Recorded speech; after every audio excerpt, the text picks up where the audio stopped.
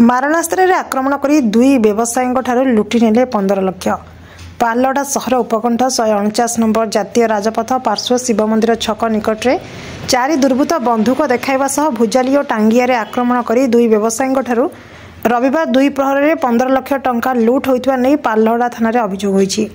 दुर्बृत्तों माड़े दुई व्यवसायी आहत होता बेले दिन 2 प्रहर में लुट घटना अंचल में चांचल्य सृष्टि करिछि। तेज आक्रमण शिकार होता संबलपुर जिला क्षेत्रासपुर अंचल 2 जन व्यवसायी मनीष तिवारी और श्याम सुंदर पांडे उभय निजर बाकी पाउन टंका नहीं फेरुवा बेले डकायत भुजाली और बंधुक बुन में आक्रमण कर 15 लाख टंका लुटि नेतिले।